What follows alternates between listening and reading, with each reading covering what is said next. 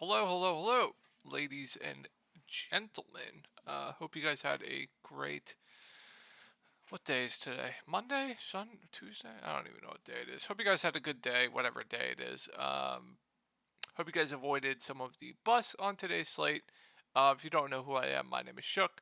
I make videos for NBA. I make videos for NFL. All of these videos get posted on thy subreddit, the God subreddit, the best subreddit of all.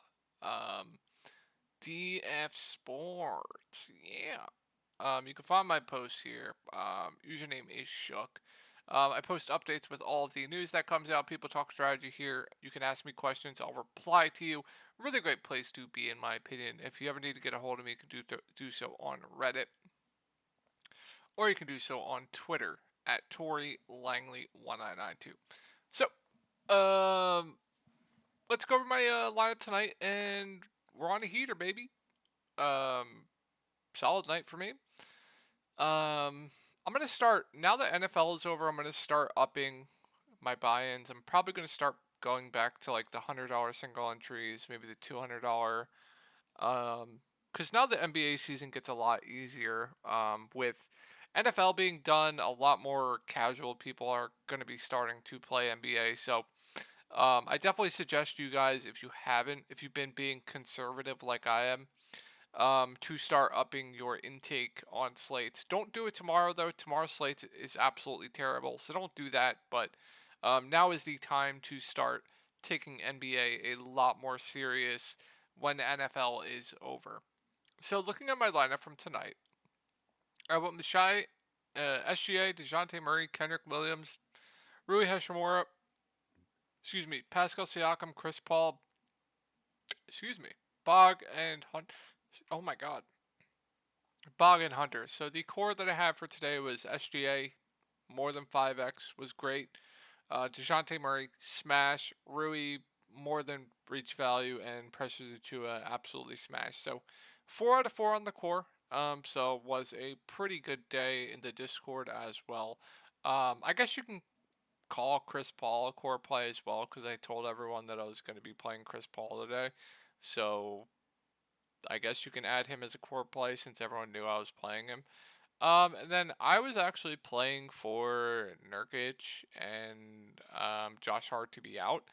Um, I already had Murray in my lineup. I was going to play Murray regardless if Trey was in or out. Fortunately for me, Trey Young got ruled out late, and he was way underowned than he should have been. And that's when I made him a core play. So we got to DeJounte Murray. That worked out huge for us. And then yeah, so I was playing for Nurk and Hart to be out. So originally I had Jeremy Grant and Drew Eubanks here over Bog and Hunter. I don't know how that would have went if Nurk was out, because Drew Eubanks would have been an elite value at no ownership, and then Jeremy Grant would have been an elite play with no Hart and Nurk. His usage would have went way up. So unfortunately, DeAndre Hunter, with Trey in, this guy just smashes every game. And then, I get him at 3% ownership, no Trey Young. Not the best spot, but um, just an absolute stinker. And then another thing that I'm really, really kicking myself for. So ownership projections had Denny Avdija at 30% ownership today. And that's the only reason why I went Kendrick Williams over Denny, is because they had Denny at 30% freaking ownership. Denny came in at like 13%, and I was really, really mad at myself for trusting that projection. Because I would have went, if I knew Denny was going to be 15% owned today, I would have 100% went Denny over Kendrick. So really, really, really unfortunate for me to trust the projections in that spot. I was thinking to myself, that doesn't seem right. How is Denny going to be 30%? But I listened to it. Just super, super unfortunate there. Kendrick, obviously, more than 5x to reach value, but I'm pretty sure Denny went for he went for 40. So I would have been in the top 10 if I went Denny over Kendrick. So Just unfortunate there. I guess I gotta trust my gut in the future over projections. Sometimes that can be hard because projections are definitely um, what I decide on. Like if I can't get a pivot in my head, like if like for example, if people are asking me questions and it's close for me. Like if it's not like a landslide, like I answer questions very quickly. Like if you ask me like, oh, DeJounte Murray and Chris Paul versus like John Morant and I don't know, Drew Holiday, it's a landslide one. So this one, two, stuff like that. But if it's really close, I'll go to projections just to make the deciding factor. And today I just shouldn't have listened to that. I let that deciding factor be the ownership. But I thought Kendrick was a very good play once we got him starting at the five at this ownership. I thought he was an awesome play at that ownership. So yeah, that is going to do that for the lineup review tonight. I hope you guys all had a great night tonight, and I would go really small on this 5 game slate tomorrow. It's probably one of the worst slates that I've ever seen in my entire life. There's just absolutely no value. We do have some good spend ups, but there is just no value. So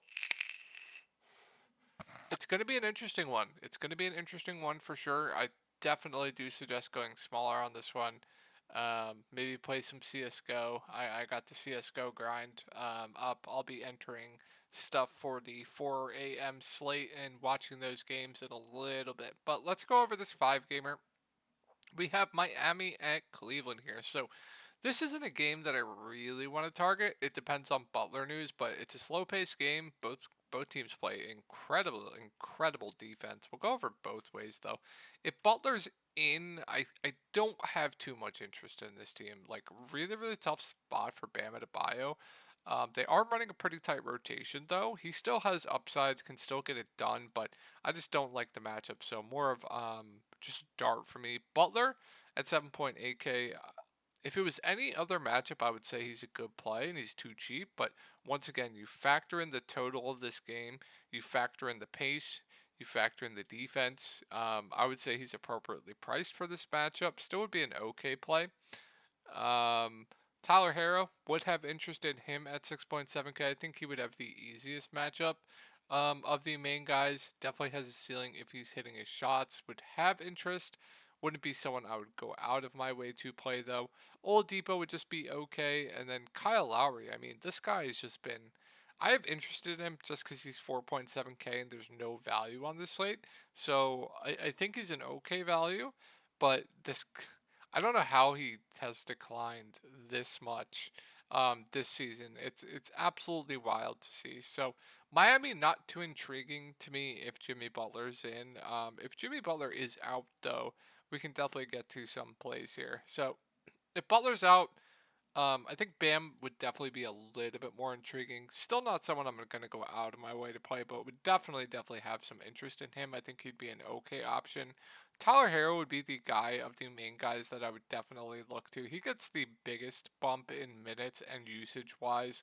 He'll have the ball in his hands a little bit more too. So I think he'd be a solid play if Butler is out. I think Oladipo at 5K would have more paths to a lot more minutes and have a better usage rate. He'll also um, play alongside the second unit as well, which definitely helps him too. So I think Harrow and Oladipo would both be solid if Butler's out. And I think Kyle Lowry would be solid as well, even though he's been terrible. But he also does get a little bit of a boost with Jimmy Butler off the floor. So the 3 guards, I definitely think would be solid if Butler is out. Strus will move into the starting lineup. He would just be an okay value. Super reliant on scoring. This guy causes me incredible amounts of pain when I play him, but does have a ceiling and will probably play around 30 minutes if Butler's out. So he would be an okay value. Caleb, fine value as well. Like Struss, Caleb, you guys know what you're getting from both. Um, do have ceilings, but not smashes, but would be playable without a lot of value on this slate. So let's go over to Cleveland. So once again, kind of the same thing here. Like really tough spot going up against Miami. We do have Donovan Mitchell out. Like, once again, the same thing I said with like Bam and Jimmy. If this was a different spot, I would say Mitchell's too cheap, and I would like him quite a bit. So do what you want with that info. Was he limited this game, or was it? It was a massive blowout. So given the matchup, I think it's a probably appropriately priced. So more of just a tournament only play. But you might have to go to these mid range guys because there's just no value on this slate. So if I'm going to go to anyone, I'm not going to go to Garland. It's going to be Mitchell over Garland. The bigs seem priced appropriately to me, especially because the matchup. Levert out of play with everyone back. Chetty Osmond got there in the blowout last game. This is definitely a chase. Price is up. I have absolutely no interest in Chetty Osmond tomorrow. Kevin Love, no thank you. I don't think I'll be going to anyone else. I actually think with no value, Ricky Rubio is actually playable. Probably plays 15 minutes. I actually do think it's playable for large field GPPs. Let's move over to the Lakers. So it's a tough spot here. We do have LeBron and AD. I think both will be back here. So with those two healthy, there's just not much here. Sure, can LeBron get it done with AD healthy? Absolutely. Will AD play a ton of minutes? I don't know. I really don't. He played 34 minutes against Boston. We'll see. Just monitor it. If we get news, he's full go. Would have interest, but right now I do prefer LeBron to AD, but both don't really stand out to me. Westbrook is definitely overpriced with those two back. Same with Dennis Schroeder. Same with Thomas Bryant. Same with Rui Hachimura. Same with Patrick Beverly. Like, what are these prices? Why are they the? Why is Rui 5K? Why is Dennis? It just doesn't make sense. So Lakers outside of the spend ups, they're a complete cross off to my. I guess Troy Brown. He'll probably play around 20 minutes. He kind of needs the minutes to get there, though. He's like a super low usage guy. So um, it's doable, but not something I'm excited about at all. And this is a team that I can definitely get excited about. So I mentioned this slate was bad, and there's not too many good spots to target, but this is a spot that I like on this slate, and I think this Knicks team looks pretty appealing to me. So first off, we have a tight rotation here. Julius Randle, Jalen Brunson, they're both going to play close to 40 minutes a game. They're going to lead the way offensively. They're going to have both pretty high usage rates. I think Julius Randle, especially when Anthony Davis is off the court, his rebounding numbers could just skyrocket here. I read a quote from Thibodeau that he wants to see how Julius Randle's rebounding is going to be. I don't know if they've held true to that, but I remember seeing a quote about that. So I don't know what they're doing with that, but I think Randle looks like a solid sped up. Now, are you going to play him over Giannis? Are you going to play him over Jokic? I'm not entirely sure, which probably leaves him pretty low owned. So I do like Randle quite a bit for GPPs. Lakers also play really fast, so I think it's a good spot for Randle. I think he looks good as a contrarian sped up. I think Jalen Brunson looks really good at sub 8K going up against the Lakers. Lakers have been an absolute fantasy carnival for opposing point guards. So, yeah, sign me up for some Brunson. Think he looks really good. RJ Barrett's minutes have been all over the place. Like, if I knew RJ Barrett was going to play 40 minutes tomorrow, I would like him at 7K, but just there are games where he only plays around 30 minutes. So just be a little bit careful there, but I do have interest in RJ. Quickly has a ceiling. He'll play off the bench, probably 25-ish minutes. Has a ceiling. Good point per minute guy. I think it's an interesting value play. Gonna have to consider these guys with no value. Jericho Sims is overpriced. I don't know why he's 4.6K, but he'll start. Another playable value. I want to take a look at the rotation last game. I want to see how much Isaiah Hartenstein played and when he played. If you guys don't know what this site is, this is called popcornmachine.net. You can see all of the rotations, 2 games. Where are the Knicks?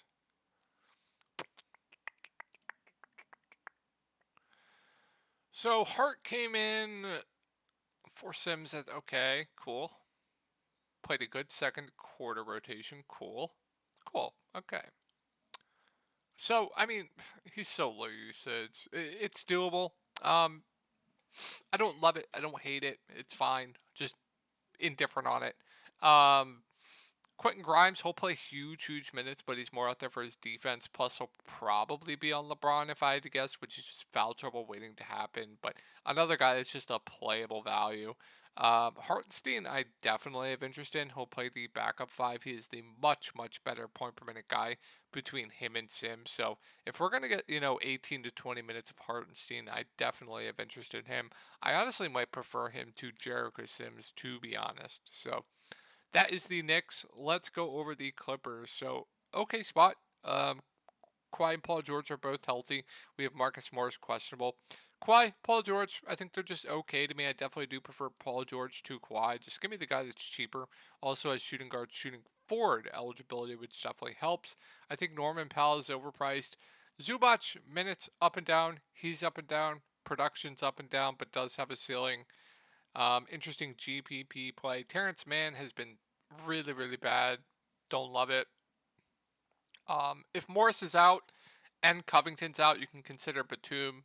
Probably plays mid 20s minutes, but another low usage guy that's just playable. So as you're gonna hear a recurring theme here, guys. There's just this guy's playable. Doesn't stand out, So tough spot here for the Chicago Bulls, and it's the same thing, same analysis as always. The big three are in play. Are their prices good? No. Are they overpriced? Yes, I think so. So trying to figure out which one of the three that are going to have a big game here is definitely hard. I think I honestly don't know who has the best matchup. I individually matchup like it's a tough spot regardless for all three of them. So I don't have a lean on which I like the most. I guess give me DeMar at 9K. Probably be my favorite, but just tournament only plays. So they're in play. Don't love it. Don't hate it. Patrick Williams at 4.9K. He'll play huge minutes, but he's also more out there for his defense. Playable, like an okay last man in. To me, the guards, Caruso, Ayo, Kobe, in play. Don't love it. Don't hate it. Like, just another reoccurring theme here. Caruso probably plays around 20, 25 minutes. Good defender. Stuff to stat sheet, but very low usage. Okay option. Ayo, kind of the same thing. I honestly might prefer Kobe just because he's the best point per minute guy between the three, but he'll also play the least. So give me Kobe out of the three guards. um, and that'll do it for Chicago. Let's move on to Charlotte. So tough spot here. But if they have any chance of keeping this game close, it's gonna have to be a big game from LaMelo. Gonna have to be a big game from Rozier. So I like LaMelo for GPPs. As long as this game stays close, he's gonna play 35 plus minutes. He'll be the clear number one on this team. He's just had really bad shooting games of late. So like LaMelo for GPPs. Terry Rozier with LaMelo back, I still think is priced about right, but he's been very good. So some interest there. Has shooting guard eligibility too. The bigs I want absolutely nothing of. You have tough matchups. You have Brook Lopez on the other side. You have Giannis on the other side. So I want absolutely nothing of PJ Mason Plumlee. Gordon Hayward is still on a minutes limit, so kind of hard to get to him. But if we get news that he's not going to be on a limit, I think his price tag's still a little bit too cheap. But I think it's doable if we only get 25 minutes at that price. McDaniels, no. Dennis Smith, no. Mark Williams, most likely will play the backup five, but in the past, they have shown that they can go to Nick Richards. So if Mark Williams plays the backup five and we get 18 to 20 minutes from him, I actually think he's a solid value, but there is always risk for DNP with him. So going over Milwaukee, I think Giannis looks great. If you can find the money to spend for him, that's the big if with no value. But phenomenal spot for him. I think he looks great. I think Drew Holiday is an interesting pivot off Giannis. I assume Giannis is going to be extremely popular tomorrow. So I still think he's a little bit overpriced, but I think he's an interesting pivot. And I like Brolo quite a bit. With no Bobby Portis, his role is just a lot better, and his minutes are very secure. Plus, you have the matchup. You guys knew I was pretty high on him this game. He absolutely smashed. So, I like me some Brook Lopez here once again. Middleton still on the limits, can't really go there. And then Pat Connaughton, Grayson Allen, Joe Ingles. These three, they're all just fine values. I have a feeling Pat Connaughton's going to be extremely popular. Well, I will say he's an okay value, like one of the better values that we've gone over in these games. I think he's going to be a little bit overowned. Like I said in the last video, I'd much rather just go to like Grayson Allen at a fraction of the ownership. So, going to be an ownership thing. Like, well, I think Connaughton's one of the better values that we've gone over on this slate. Um, I think it's definitely chalk that I'd prefer to get away from if he's going to be chalky, if that makes sense. If he's low owned, then yeah, fire up Pat Connaughton. Grayson's fine. Ingles is also playable. Let's move on to this last game. So tough spot here. Ingram is back, so CJ Ingram. I think they're just okay plays. If we get news that Ingram is going to get a minutes uptick, I like him at sub 8K.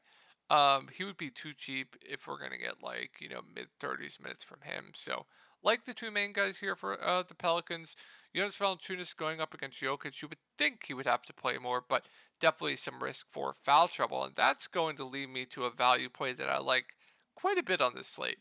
And that is going to be Larry Nance at 4.1K. He's already playing over 20 minutes a game, and I think if Jonas Valanciunas gets into foul trouble, he could definitely benefit. So I do like me some Nance quite a bit on this slate. So like Nance quite a bit for value. Jovel just GPP only play. I think Alvarado's overpriced. Najee, Trey Murphy with Ingram back, more secondary plays, and then Herb Jones, he'll play a lot, but he's more out there for his defense. So okay value. And then yeah, I like Nance quite a bit for value tomorrow. All right, so here's the thing. We have Jamal Murray questionable. So Jokic looks really good. If you want to go to him or Giannis, completely fine. I would rather just go to the lower owned guys. So keep an eye on those ownership projections. Jamal Murray, his rotation has changed, and he's been playing massive minutes of late. So assuming he is in, I like Jamal Murray quite a bit. I still think he would be a solid play, even at 7.5K, assuming we get similar run. Gordon, no, at that price tag. MPJ would be a safe play. Bruce Brown would be a secondary play. KCP would be an okay value. He'll play big minutes. Definitely reliant on scoring though, and then I'd be off everyone else. But if Murray is out, would like Jokic even more. Gordon would be playable. MPJ would be decent at 5.7K, but I would really like Bruce Brown at 5.2K. He'll play at the point, do a lot more ball handling. He'll play huge minutes as well. He would just be way too cheap if Jamal Murray is out. And then be careful with Bones. I don't think he necessarily, like we saw one game with Jamal Murray out, they went to Ish Smith over Bones. So just be careful there. They went to Ish Smith that one time, and then Bones was the direct backup to Bruce Brown. So just be careful with Bones. I don't think he necessarily is going to play a lot more if Jamal Murray is out. He definitely can. Like, if he's going to play over 20 minutes tomorrow, if Jamal Murray's out, I would like him quite a bit, which I think he would. So I think Bones is solid value if Jamal Murray's out, but there are a range of outcomes where he just doesn't play a lot. So just be a little bit careful there. I do think he's a solid value if Murray's out, but don't get mad if he doesn't play a ton of minutes. That's all I'm saying. And then I probably wouldn't go to anyone else. So I hope you guys had a good night tonight, and I'll talk to you all tomorrow.